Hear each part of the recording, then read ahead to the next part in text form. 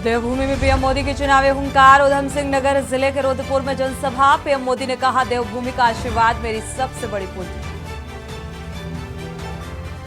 लोकसभा चुनाव को लेकर तैयारियों में जुटी बीजेपी। 3 और 4 अप्रैल को जेपी नड्डा का भी उत्तराखंड दौरा। कार्यकर्ताओं को देंगे जीत का मंत्र। केदारनाथ हेली सेवा का किराया 5% बढ़ेगा। टिकट की बुकिंग के लिए पंजीकरण अनिवार्य। 10 मई को खुलेंगे बाबा के पट। पहाड़ों के जंगल में आग की 5 और घटनाएं। सूचना देने के लिए नंबर जारी है। इस सीजन में 39 का आंकड़ा पार। बिजली बकायेदारों पर सख्त हुआ। ऊर्जा निगम 170 उपभोक्ताओं को नोटिस। मार्च में अभियान से 3 करोड़ वसूला। और उत्तराखंड में मौसम बदला। गंगोत्री में बर्फबारी। तेज हवाओं के साथ हल्की बूंदाबांदी। देहरादून में छाए बादल। आप देख रहे हैं के न्यूज, खबरों का सारथी।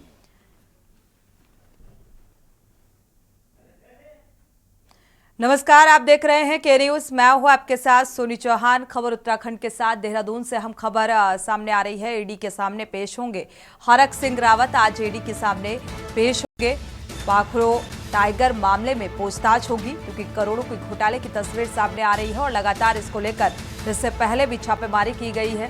कई आईएएस अधिकारियों के घर भी छापेमारी की गई। ईडी की तरफ से पूछताछ लगातार जारी है।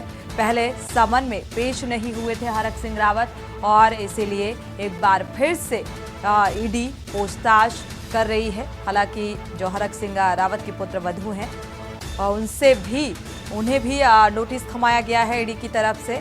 और लगातार इस मामले को लेकर पाखरो टाइगर घोटाले का जो मामला सामने आ रहा है, करोड़ों के लेन देन का मामला सामने आ रहा है, इसको लेकर ईडी की तरफ से ये समन जारी किया गया है। और इसी मामले में हरक सिंह रावत को पहले भी ईडी ने नोटिस थमाया था। पेश होने के लिए कहा गया था, लेकिन पेश नहीं हुए थे हरक सिंह रावत। और अब एक बार फिर से पाखरो टाइगर मामले में पूछताछ होगी, तो ईडी की तरफ से पूछताछ की जाएगी।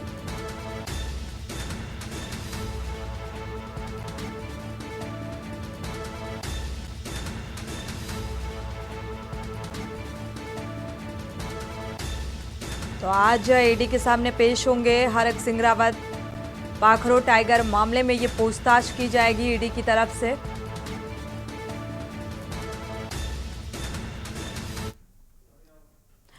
बढ़ते आगे, रुक करते हैं अगली खबर का। देहरादून से हम खबर सामने आ रही है। पीएम की जनसभा को लेकर कांग्रेस की प्रेस वार्ता सामने आई। राजीव महाश चीफ मीडिया कोऑर्डिनेटर वहां पर मौजूद रहे और दीपिका पांडे सह प्रभारी कांग्रेस और अन्य लोग भी इस बीच मौजूद होंगे। प्रमुख बिंदुओं पर अंकिता भंडारी का भी मामला इसमें शामिल होगा। अग्निवीर योजना पर भी प्रधानमंत्री मोदी से कांग्रेस का सवाल।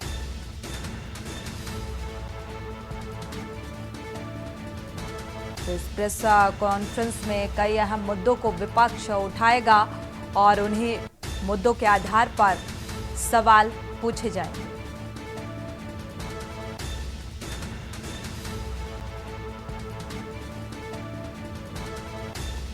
अग्निवीर योजना, अंकिता भंडारी हत्याकांड समेत तमाम अहम बिंदु शामिल रहेंगे।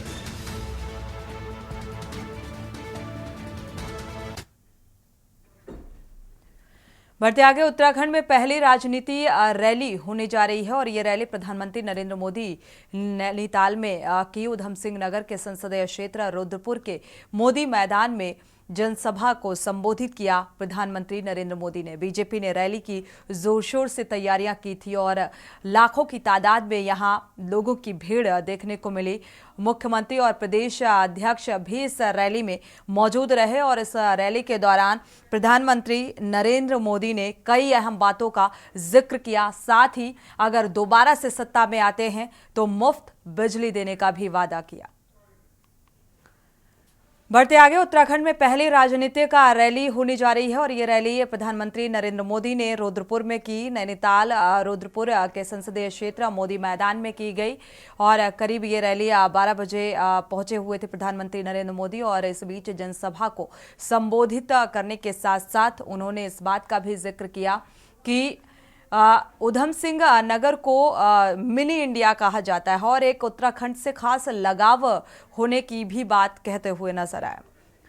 नैनीताल जिलाधिकारी वंदना सिंह ने नैनीताल में किए जा रहे चौराहों के चौड़ीकरण और डीएसए मैदान में चल रहे सौंदर्यीकरण कार्यों सहित ठंडी सड़क में किए गए उपचारात्मक कार्यों का स्थलीय निरीक्षण किया। निरीक्षण के दौरान जिलाधिकारी ने पंत पार्क से फड़ हटाने के लिए कार्यदायी संस्था को नगर में चल रहे सौंदर्यीकरण और सड़क चौड़ीकरण के कार्यों की गुणवत्ता के आधार पर समय से उन्हें पूरा करने के भी निर्देश दिए और पार्किंग और सड़क चौड़ीकरण के लिए भी डीएम ने सभी विभागों को कहा कि तत्काल कार्य पूरा करें। पर्यटन सीजन के दौरान पर्यटकों की दिक्कतों का सामना करना पड़ रहा है। आपको बता दें कि हाईकोर्ट ने शहर में यातायात को बेहतर बनाने के लिए निर्देशों के क्रम में जिलाधिकारी स्वयं नगर में चल रहे कार्यों का निरीक्षण करने पहुंचे।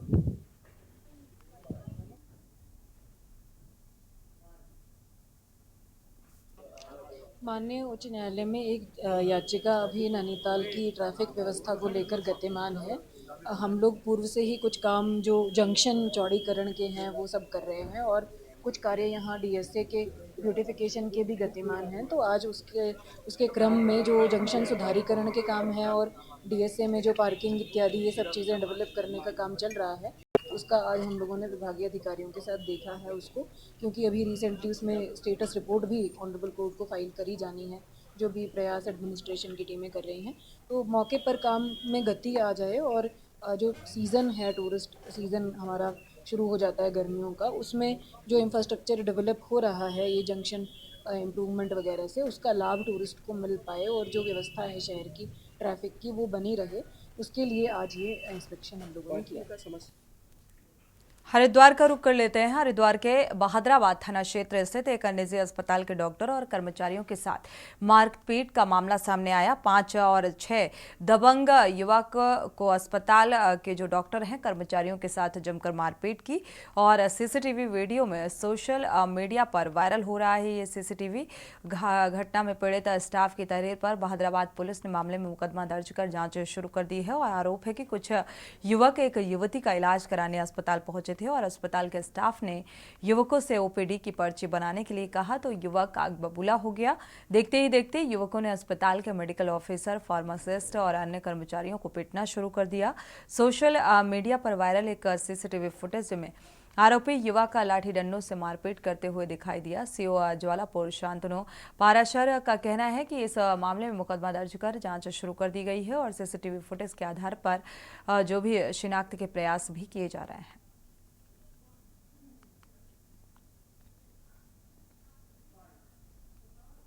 में तहरीर प्राप्त हुई है जिसमें डॉक्टर द्वारा आरोप लगाए गए हैं कि कुछ लड़के जो 4-5 लड़के आए थे जो इलाज करने के लिए आए थे, कुछ विवाद होने पर उनके द्वारा डॉक्टर के साथ मारपीट की गई है। इसमें ये देखा गया कि जैसे सीसीटीवी में दिख भी रहा है कि डॉक्टर के साथ काफ़ी मारपीट की गई है और उसमें से एक लड़के को उसने चिन्हित भी कर लिया है जो आसपास के ही रहने वाला है। इस संबंध में एफआईआर पुलिस ने कर ली है तथा इसकी जाँच की जा रही है तथा आवश्यक कार्रवाई के लिए निर्देश दे दिए गए। अभी तक की जो इन्फॉर्मेशन प्राप्त हुई है उसमें जैसा बता रहे हैं कि कुछ इलाज को संबंधित कोई विवाद था जिसमें वो पर्ची नहीं कटाना चाह रहे थे और इसी पे उनके विवाद पे उन्होंने मारपीट की और पुलिस इसमें कार्रवाई कर रही है। ये मैक्सवेल हॉस्पिटल की घटना है जो बहादुराबाद में है और इसमें अभी जितना कैमरे से दिख रहा है 4-5 लोग हैं, उसमें एक लड़की भी है जिसकी आइडेंटिफिकेशन की जा रही है। ये जो डॉक्टर के साथ जो सपोर्टिंग स्टाफ वहाँ पे था उसके साथ भी मारपीट हुई है। एक गार्ड का भी नाम इसमें आया जिसके साथ मारपीट हुई है। सर, हमारे हॉस्पिटल से एक लड़का और एक लड़की इमरजेंसी में आए। उनमें से जो लड़की थी उसको काफ़ी चोट थी हाथ पे, तो उसी को देखते हुए हमारे जो इमरजेंसी में ऑन ड्यूटी आरएमओ थे, डॉक्टर थे और जो स्टाफ थे साथ में इमरजेंसी के, उन्होंने ट्रीटमेंट स्टार्ट किया। बस इसी की देर है सर, उन्होंने एक ओपीडी पेपर की डिमांड की उनसे बनवाने की, जो कि एक फ़र्स्ट स्टेप है at the time of entrance to the hospital. तो सर वो तैश में आ गए। उन्होंने अपने साथ वालों को 3 लोगों को बुलाया और हमारे डॉक्टर को और हमारे स्टाफ को बहुत ही बेरहमी से मारा। हमारे डॉक्टर को तो इवन कि पटक के उन्होंने इमरजेंसी में ही मारा है, नीचे फेंका है उनको। आप सीसीटीवी फुटेज में देख सकते हैं, जो कि एक बहुत ही गलत चीज़ है। ऐसा नहीं होना चाहिए। अगर हमारे डॉक्टर्स ही सेफ़ नहीं हैं तो फिर हम आगे क्या डिमांड कर सकते हैं, और हम चाहते हैं कि इस चीज़ पे इंसाफ मिले। देहरादून अपर मुख्य निर्वाचन अधिकारी विजय कुमार जोगदंडे ने सचिवालय स्थित मीडिया सेंटर में प्रेस ब्रीफिंग करते हुए कहा है कि 16 मार्च से अभी तक इलेक्शन सीजर मैनेजमेंट सिस्टम के अंतर्गत राज्य में सभी जो अभी तक 10 करोड़ 71 लाख मूल्य की जब्ती हुई है। राज्य पुलिस व इनकम टैक्स ने सबसे ज्यादा जब्ती की कार्रवाई की और इसके साथ ही अन्य विभाग भी बेहतर काम कर रहे हैं। ESM और एस पर भी एक्टिविटी को दर्ज कराया जाता है। राज्य में पूरी सख्ती के साथ आदर्श आचार संहिता का पालन कराया जा रहा है।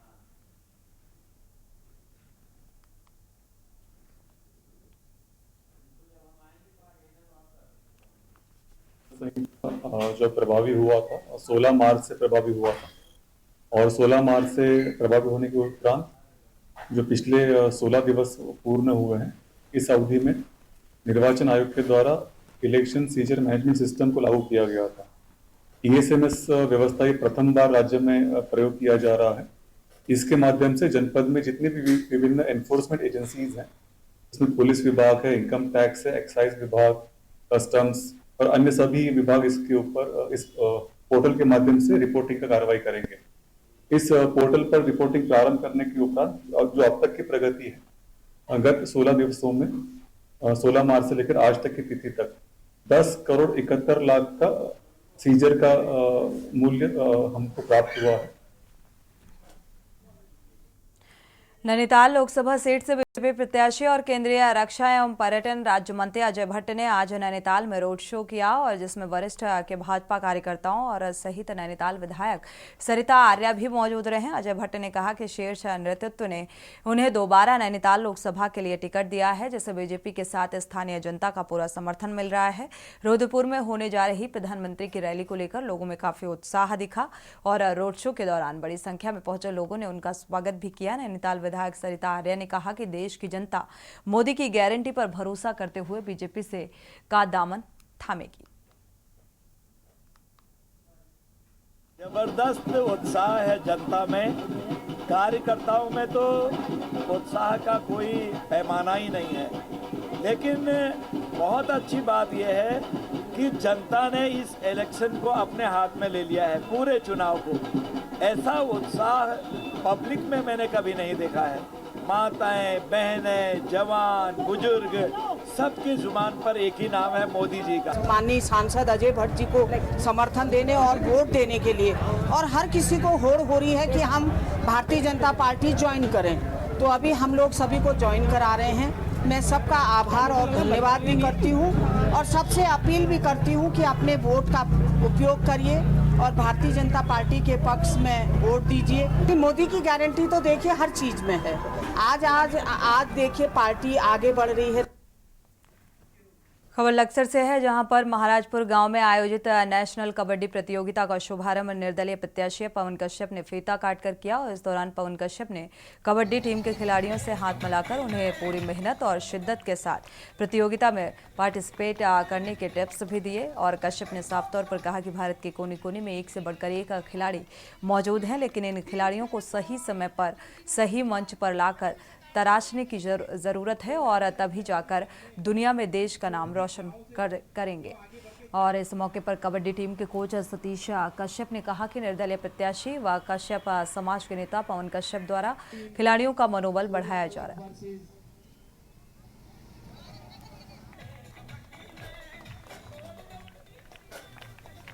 सबसे पहले मैं आपको धन्यवाद करता हूं कि आपने आज का दिन जरूर बिजी रहा, लेकिन आज का जो दिन था वो आने वाले समय में इतिहास रचने वाला है, क्योंकि आज जो एक महाराजपुर में एक टूर्नामेंट था जहां मुझे बुलाया गया था।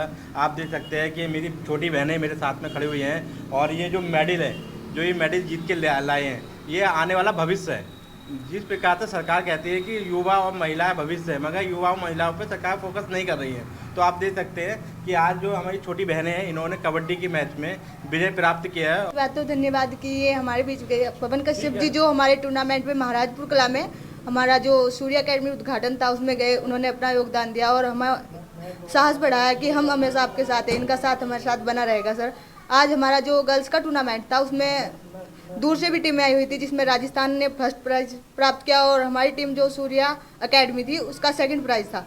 सर जिस प्रकार इन्होंने हमें मोटिवेशन किया वहाँ पर जाकर गर्ल्स को, पहली बात तो गर्ल्स को मोटिवेशन किया, बहुत अच्छी बात है। इन्होंने बताया कि हम आपके साथ बने रहेंगे सर, अगर तुम्हें। आज हमारा महाराजपुर के अंदर गर्ल्स टूर्नामेंट था जिसमें हमारे सांसद प्रत्याशी पवन कश्यप जी उनको आशीर्वाद देने के लिए गए। सबसे पहले तो मैं उनका बहुत आभार प्रकट करता हूं कि इतने कीमती टाइम से निकाल कर उन्होंने हमें इतना टाइम दिया, क्योंकि आज के टाइम में गर्ल्स को कोई सपोर्ट नहीं करता, पर उन्होंने माइक के द्वारा हमें विश्वास दिलाया कि मेरा पूरा सपोर्ट आपको हमेशा रहेगा और हमेशा ही मैं आपको सपोर्ट करता रहूँ।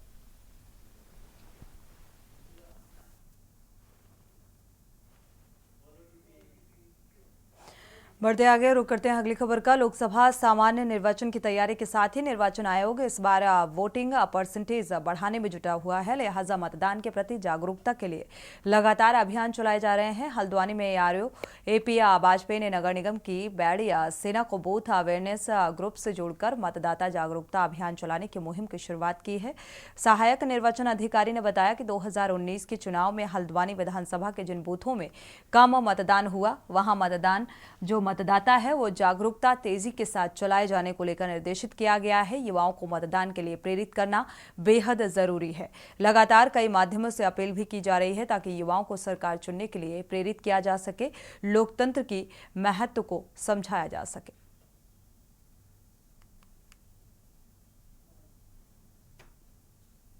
देखिए, इस बार मुख्य निर्वाचन अधिकारी महोदय और जिला निर्वाचन अधिकारी महोदय द्वारा ये निर्देश दिए गए हैं कि जिन पोलिंग बूथ पर 2022 में लो वोटर टर्नआउट था और 2019 में जिनमें लो वोटर टर्नआउट था, उन बूथ को फोकस करते हुए वोटिंग परसेंटेज को 75% के एवरेज तक ले जाने का प्रयास किया जाना है।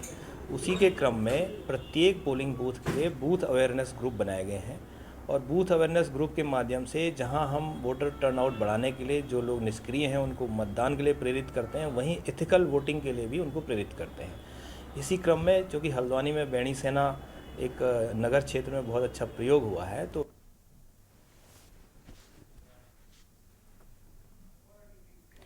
देहरादून में बीते दिन शहर में एक युवक के अपहरण की घटना सामने आई, जिस पर एक महिला ने पुलिस में शिकायत की और उसके बेटे को उसके गांव के कुछ लोग जबरन उठाकर ले गए थे, जिस पर पुलिस ने मामला दर्ज कर जांच शुरू कर दी है। मूल रूप से बिहार का रहने वाला शिकायतकर्ता जो है युवती वो बताई जा रही है। माया देवी का बेटा बादल अपने गाँव की एक युवती से प्रेम करता था, लेकिन उसकी शादी किसी अन्य से होने के चलते नाराज था और ऐसे में युवक ने कुछ फोटोग्राफ भेजे, जिससे युवती की शादी टूटने तक की नौबत आ गई और इसी बात से नाराज परिवार वालों ने युवक को गांव ले जाकर उसे पंचायत के सामने माफी मांगने के लिए बोला और बाद में आपसी समझौता पर बात बन गई।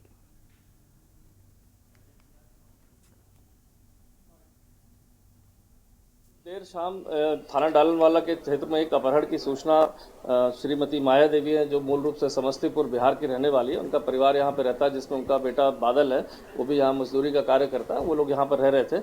उनके द्वारा बताया गया कि उनके गांव के कुछ लोग हैं जो उसको शायद ज़बरदस्ती ले गए हैं। इसके आधार पर सूचना मिलने के बाद में जब तलाश की गई तो एक ई रिक्शा की फुटेज हमें प्राप्त हुई। ई रिक्शा में कुछ लोग उस लड़के को ले आते हुए दिखाई दिए थे। साथ ही साथ जब उसका और वेरिफिकेशन किया गया तो पता चला एक गाड़ी से 3-4 लोग बैठकर उस लड़के को लेकर निकले हैं। जब उस गाड़ी के संबंध में और आगे फुटेज से जानकारी की गई तो पता चला गाड़ी हरिद्वार की तरफ गई, टैक्सी नंबर की है, जिसके आधार पर समस्त आसपास के जनपदों को शेयर किया गया और हरिद्वार में चेकिंग के दौरान उस गाड़ी को पकड़ लिया गया, जिसमें से लड़का बरामद हुआ।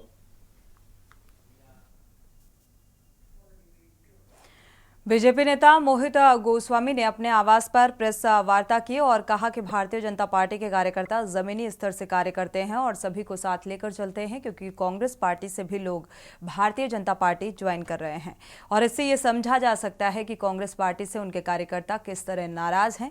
उन्होंने कहा कि लगातार क्षेत्र में जनसंपर्क अभियान चलाकर अजय भट्ट के पक्ष में मतदान करने की अपील भी की जा रही है। साथ ही जनता का रुझान भी बीजेपी प्रत्याशी अजय भट्ट के पक्ष में देखने को मिल रहा है। उन्होंने साफ तौर पर कहा कि कांग्रेस के पास कोई मुद्दा नहीं बचा है और इसलिए महंगाई और बेरोजगारी का दिखावा करने का काम कर रही है, जबकि मोदी सरकार से सभी वर्गों का ध्यान रखने का काम कर रही है। 2 अप्रैल को रुद्रपुर में होने वाली प्रधानमंत्री नरेंद्र मोदी की रैली, यानी कि आज जो है वो ऐतिहासिक रैली होने की बात कही। प्रधानमंत्री मोदी के कार्यकाल में भारत स्वर्णिम काल की ओर अग्रसर हो रहा है।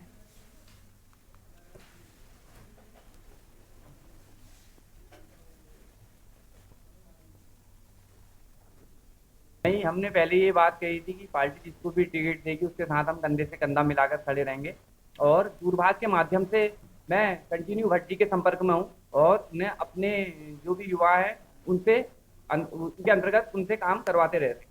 और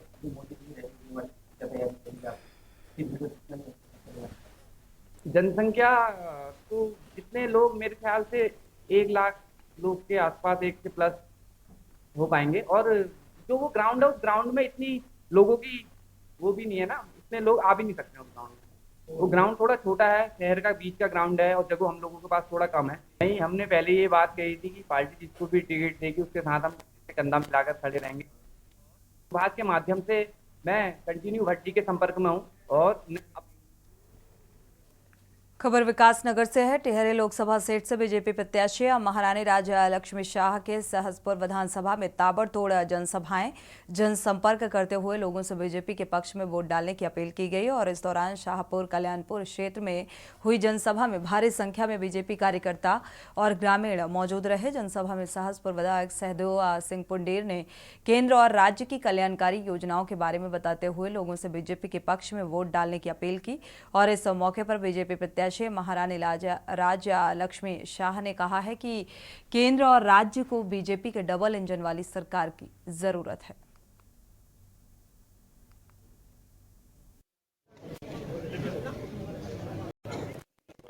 तो जो काम हम करते हैं वो अच्छा रिस्पॉन्स है पब्लिक में, सभी कार्यकर्ताओं में अभी, और बहुत ही अच्छा है। इससे ज़्यादा मैं क्या बोलूँ, बहुत पॉजिटिव रिस्पांस। प्रदेश को दोबारा डबल इंजन चाहिए, प्रदेश को, देश को, सब जगह को डबल इंजन चाहिए ताकि हमारा सभी लोगों का काम इजीली हो जाए। Thank you.